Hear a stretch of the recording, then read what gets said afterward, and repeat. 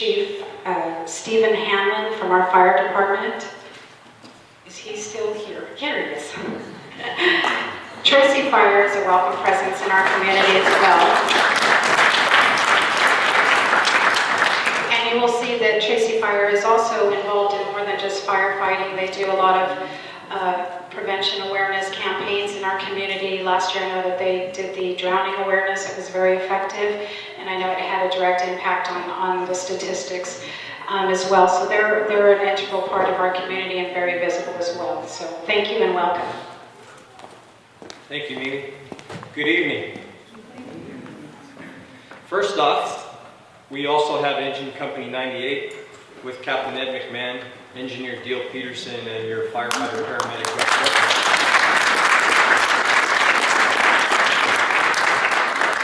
Second off, I'd like to publicly thank Leroy for what he's done for the firefighters and the rural district as well as the Mountain House. So thank you, Leroy. Good job. I'm going to make it brief. I just have a few things to talk about tonight. First off, we'll talk a little bit about statistics. Then we'll talk about Fire Prevention Week is coming up. We'll talk about what we're going to do with that and the pancake breakfast that ties into that, and then mention just a few words about weed abatement.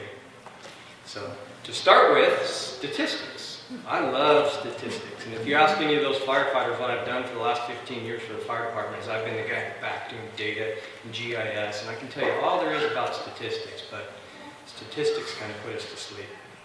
Statistics, our call volume in the Mountain House area pretty much follows what you saw as far as the student enrollment. So it's climbed up as the population has grown, but it's pretty stable and it's growing at a reasonable rate, and we've been able to handle the calls so far. This year, one thing that is a little bit different is the number of structure fires we've had in the Mountain House community has increased. Normally we have 1 or 2 responses all year long. This year we've had 7 structure fires in our area.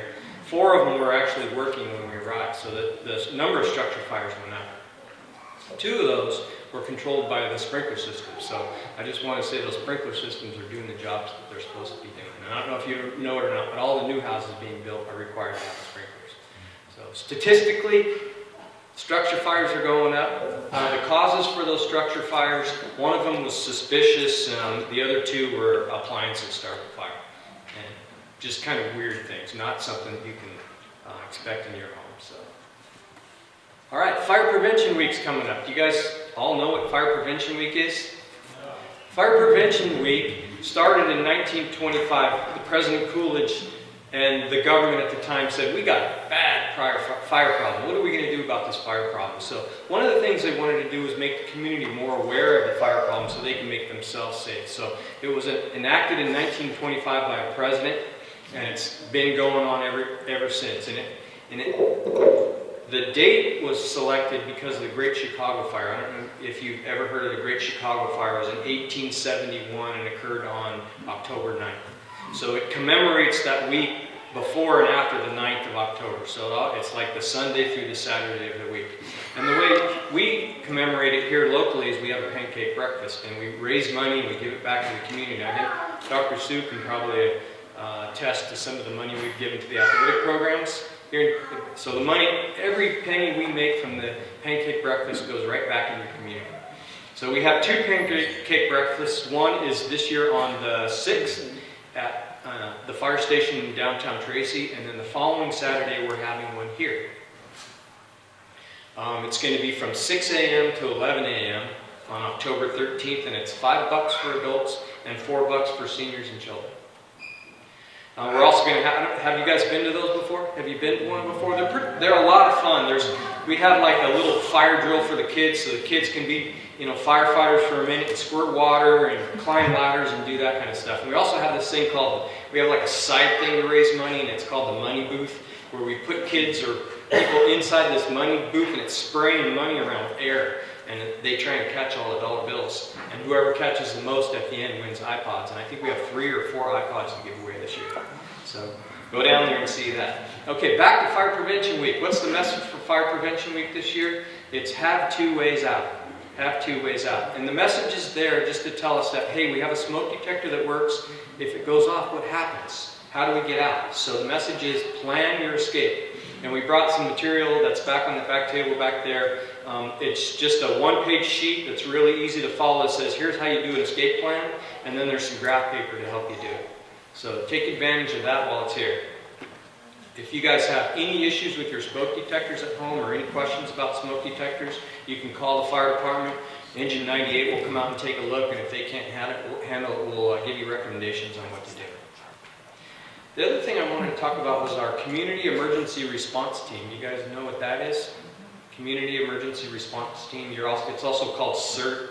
You'll see they wear these big green hats and vests. And what the Community Emergency Response Team is, they're people in the community like you.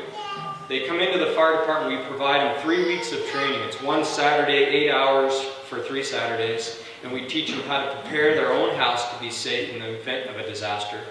But also, we teach them how they can help us. So they kind of become the block boss, or they're like the people out when the disaster hits that's so big, the fire department, the police department, and the sheriff's department are all so busy we can't get everywhere at the same time. And these people come up and they start helping people. They do building searches, provides first aid. They can extinguish small fires. So there's quite a bit of training that's involved in it. Here in Mountain House, we have our first Mountain House CERT training going on right now. It started a couple weeks ago, and it's going on for the next couple of Saturdays. And if you're interested, we're going to do it again in January, the last week in January and the first 2 weeks in Saturday. And you can call this number right here, and we'll give you the information for that, and you can get involved. I think we're going to do 2 or 3 in Tracy and 1 in the rural area, and 1 out here for sure. And they're happening right at the community room at the fire station. Weed abatement. Any questions on weed abatement? Do you know the weed abatement program? Out here, the weed abatement program is a county ordinance-based weed abatement program. We handle the first steps in the weed abatement program out here, and the county code enforcement officers handle the second steps. And the way, just briefly how it works is if you see somebody's house that has weeds, or there's weeds down on that vacant lot down the street, and you're not real comfortable with it, and you want to get rid of it, just call this number. We'll come out and take a look at it.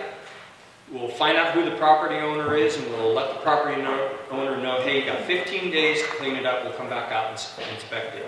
If it's still a problem, we'll come back out, take one more peek at it, then we'll send the letter, that's a certified letter. 15 more days we go back. Still a problem, we hand it over to code enforcement. Code enforcement then hires a contractor to come out and actually do the work, and then they receive the bill. So weed abatement. All right, that's all I have. If you have any more questions, I'll be hanging out at the back, and we'll take care of it. So thank you, and thank you for letting us serve you. For those of you who are commuters, you're aware that a couple months back we lost one of the transit lines that was coming through Mountain House and providing a service that people relied on. And so now San Joaquin County RTD has brought a line through that goes from the Wigland Park area between, somebody will have to let me know exactly where that stop is. On Dianza. So in the mornings at 5:30 a.m. there is a bus that departs here and will take you to the Dublin BART station. And at 6 p.m. departing from the BART station, there's a bus that will bring you right back home. So we have some more information in our newsletter, as well as we'll have, if there are any updates in the change in times of those departures, because this is kind of a pilot thing that they are feeling out to see if they get ridership in order to sustain this route, then they will give us some updates and maybe make some changes based on feedback from the ridership. So keep your eyes open for that. So we're very grateful that there was a gap plan in place that helped the commuters here in Mountain House. With that, I wanted to introduce Dave Sargent. Many of you know Dave. He's come to just about all of our community meetings too, now that I think about it. And it's usually a tag team between the developers, Troy Mark, Eric Bose, as many of you may know, and Dave Sargent, as to who's going to field when is the going to come. Exactly. So I think you're on your own tonight. But Dave is also got some he usually has to field that question, but he also has more information because there are a lot of things going on. Some of you may can see movement, and he's going to report what that is. Thanks. Thanks, Mimi. Actually, Paul usually helped out with that Safeway thing, so maybe you could start. But actually, so tonight, well, I can't be the only person who doesn't thank Leroy Ornellas. So, Leroy, I wasn't here during the early days, but from the stories I hear, you were a big part of making this place happen, and without that, I wouldn't have a job, so thank you for that. Actually, so tonight I wanted to just go over the development outlook for Mountain House. There's actually a lot of things happening in the real estate market right now, and Mountain House is a really popular place for people looking to build homes. So I've just got a few quick slides I want to go through to kind of show you where we are today, what's going on right now, and then what's going to be happening in the next couple of years for Shea Mountain House LLC. And a little bit about Shea Mountain House LLC. It's a company that was formed about 7-8 years ago to buy some property from Trimark, and we're now the biggest landowner in Mountain House. We have about 8,000 lots out of about the 10,000 that are remaining to go. So it's a significant portion of the master plan you see here. Basically everything except for what they call Specific Plan 3 down in the south end there. Just going to quickly, if we go to the next slide. So this is the Cuesta neighborhood. It's about 1,000 lots that we built back in 2006, 2007, and many of you guys are all aware of it, and many of you here live there. So this is what it looked like probably a year ago. I don't know, can you guys see that at all, or is it too dark? No? Is there a light switch we could do right there? No, let me just give me a second. Okay. Brighten it up. Here.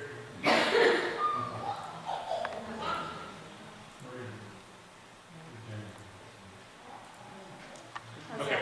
Well, a little bit better. So that's Cuesta Village. If we go to the next slide. So, well, you can, yeah. Well, what you can't see there is that a lot of Cuesta we've actually sold through. So out of 1,000 lots in Cuesta, about, I'd say 800 of the lots are spoken for.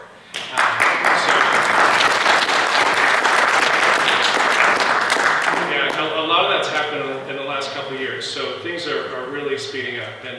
And when we go to sell these lots to people, they'd buy all of them today if they could, and we actually slow it down so the market's not overwhelmed. But just about every big builder out here would love to be in Mountain House, and they're all making offers on these properties. So this is a great place to see. People see a lot of opportunity here. Cuesta is probably going to be built out in the next 3 years. If we go to the next slide. This is actually something that the county puts out, and this shows basically all the green are all the existing homes, and then the yellow and the purple are all basically permits. So if you add up all the yellows and the purples, that's about 100 homes that are under construction right now. So it's a lot of activity, and a lot of the neighborhood is sold, and so there'll be more permanent activity over the next 18 months. So in a couple of years, Cuesta is going to be done. So we need to start moving down to, let's go to the next slide. Again, you can't see it, but this is neighborhood C. So we're going to be moving down there next. Our phase 1, we've actually got a lot of the work done in the ground. We did it back in 2007 before we stopped. So we'll be going down to neighborhood C and working on about getting 300 lots ready. And those are right across the street from the new high school. So you actually might see homes going in before the high school is even finished down there. So that's our future development. I don't think I answered the Safeway question, did I? For those of you who have heard it before, the answer really hasn't changed. Safeway always says that they want to see about 5,000 rooftops before they're going to open their store in a community, and that includes Mountain House. Trimark actually controls the site at the corner of Mountain House Parkway and Byron Road. So a little bit, right there. So Safeway has been in talks with Trimark as they control the site. Safeway wants to go there, but they want to wait until they see some more rooftops. Today there's about 3,300, and climbing. So we're hopefully going to convince them to come a little bit early because I know that's what everybody wants. And their plans are a grocery store and a gas station with that. That's on their preliminary plans. And then we're all excited about the high school, of course, too. That's going to be a huge amenity for the community. So, any questions for me before I sit down? Susan? I heard that Lennar recently bought up several lots and bought them at a higher price than they were selling for last year. Is that true? Yeah, well, let's see. Lennar actually, they bought lots from Shea Mountain House. They hadn't bought lots from us before, so I can't say there's no comparison there. And I know that I've heard that they bought all the remaining lots in the Altamont neighborhood. And I don't know what the price difference was versus, but I know, yeah. So Altamont is basically all the lots are purchased except for the multifamily site, and then Lennar is going to be back in the Cuesta neighborhood too. Okay, and on the multifamily side, are they going to do what they did in Wickland with the casitas to offset, like the low rent housing, the casitas were separate rentals? Are they going to go in that direction, or are we going to see on the multifamily site? Right, are we going to see some large apartment buildings? I think on the multifamily site, that it's a prescribed density, as they call it, and it's the same as, I think it's Cambridge Place. So it'll be similar to Cambridge Place. Oh, that's nice. Yeah. So there's large apartment type buildings. There are some of those properties throughout Mountain House. The largest one is north of Wickland by the town center. Yeah. Okay. Yes. Any update on the golf course? On the what? Golf the golf course. Okay. Yeah. So the golf course is right there. 18-hole golf course. It's part of the active adult community trilogy at Mountain House. Although it's a public course, and no, we're waiting for the market to recover some more before starting that community. There's large investments in the golf course and the big recreation center, and you need to see a little bit more market recovery before they can start making the big investments in that community. So that's still going to be a few more years before you'll see that start. Any plan for community or senior center plans here? Let's see, there are some plans, so some community facilities. The next things that you'll see are going to be in the town center. There's the library, and that's supposed to start when there's 4,500 building permits in Mountain House. So that's the first thing you'll see in the town center. Any kind of senior community facility, I'm not aware of any specific plan for that. Well, community place can be used for seniors.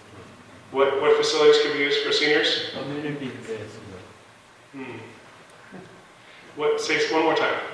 I said most of the city has community places, Yeah. And then they have senior centers. But Okay. when there's no senior center, senior can use the community. Right. Yeah, I think,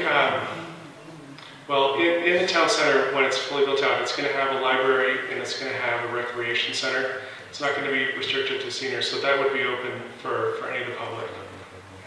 Any mom and pop store place? Yeah, so in the town center, Glenda's moving the pointer on there. That's the future downtown of Mountain House. So that's where you're going to have some mom and pop stores, and either there or also up by the future Safeway. It'll be a Safeway anchored site, but then you'll also have some smaller shops there.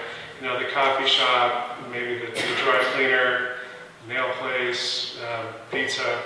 It's not really determined. It's whatever the market demands. But so there'll be opportunities for some small stores around that future Safeway, and then eventually on what's going to be Main Street in the town center.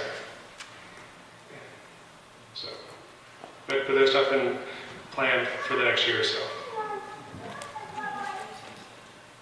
Back there? Go ahead. The high school opening in UBC or whatever we call it, will there be opening central?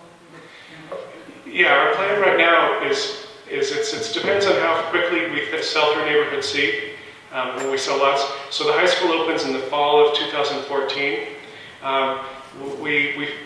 Neighborhood C is about 1,000 lots, and we're starting with the first 300 at the corner right by the high school.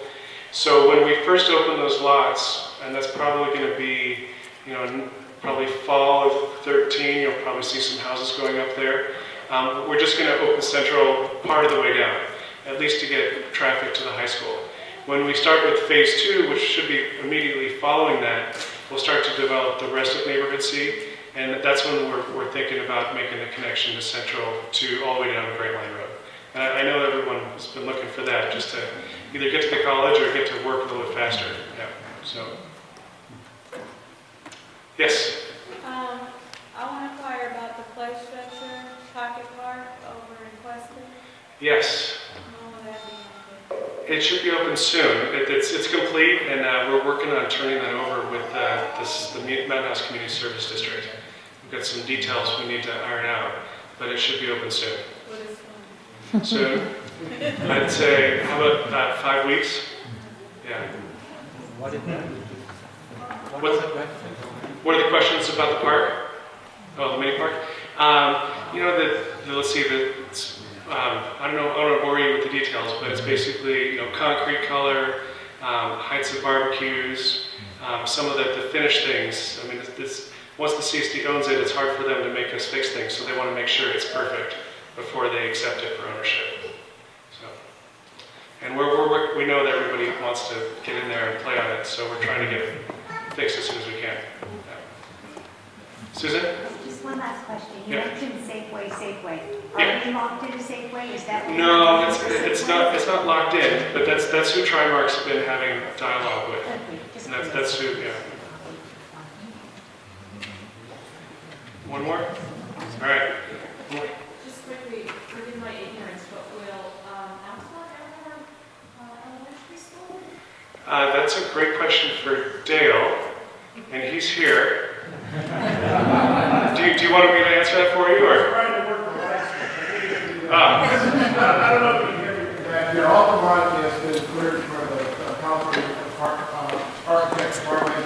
It's designed, it's ready to go.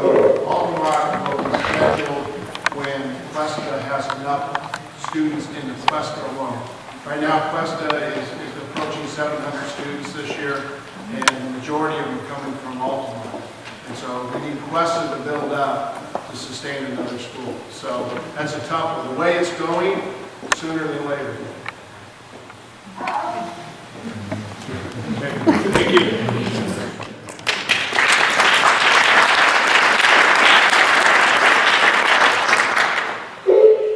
Thank you very much, and that actually concludes our formal portion of this meeting. I did want to make one quick clarification. It was brought to my attention that yes, the transit bus that leaves in the mornings to go to the Dublin BART station leaves from Wigland School.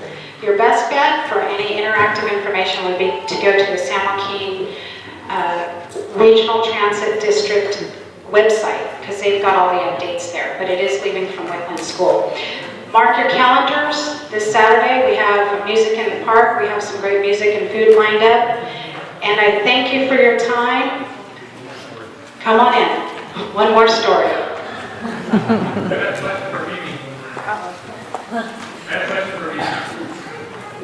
I knew I couldn't escape the question. Aren't you getting married this week? I am.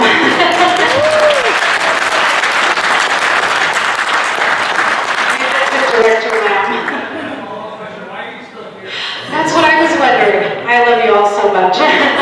But I am taking a week off, and I will be getting married next week in Hawaii. I've never been, so I'm looking forward to it.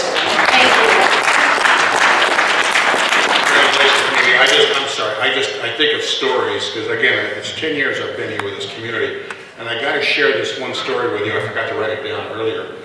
About 5-6 years ago, our county CAO said, we've got some people that want to come in, they got a big project they want to bring to Mountain House. Of course, Mountain House, we were just really growing and everything. And I thought, gee, what big project is this? And so it was myself and a colleague of mine, Supervisor Victor Mao, who represented at that time the 3rd District, which is the district just over the river. And we met in a room, and these gentlemen came in with these slides, and they started about this project, and they put it up like this, and I kind of gasped. I went, and I looked around. I was the only one in the room who knew what that project was. And these guys wanted to bring in a Cabela's. Does anybody know what Cabela's is? They wanted to bring a Cabela's to Mountain House. And I'm kind of looking around and going, yeah, we want that here. And I was really excited, but nobody else really kind of knew. I finally talked to the CAO, I talked to the supervisor. Do you have any idea what this thing is? This is even bigger than Bass Pro. It's huge. And they were talking about how that when they bring a Cabela's in, that a Claim Jumpers restaurant follows, these other motels follow. And I mentioned to them, I said, do you have any problem with the Bass Pro down the street? They go, no, we want to be close. We run shuttles back and forth and the whole 9 yards. And so I was really excited. The problem is they hadn't really locked up the land yet, but I remember community development going, well, this is going to change. Oh, they were whining. This is going to change the whole jobs, housing balance. I said, make it happen. We're talking about 400 employees at that Cabela's, because this thing was going to be huge. It was going to be a little Disneyland. And so anyway, I was just so excited about it. What happened though is Cabela's decided that Cabela's does not have any stores in California. And it's my understanding that 20% of their catalog business is in California, and they were not charged, or they don't have to charge, sales tax. But once you build a store in California, you have to start charging sales tax on the catalog. And they said, you know what, we're not going to jeopardize our catalog sales business. And we didn't get Cabela's, but it was that close. And I just want to share that with you, because I have a little history of things come up. Thank you so much.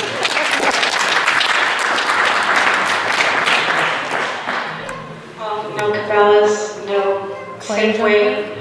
My only consolation is maybe a nail salon. I thought I heard that, so that might be it. So the next question at the next community meeting is going to be, when's the nail salon coming?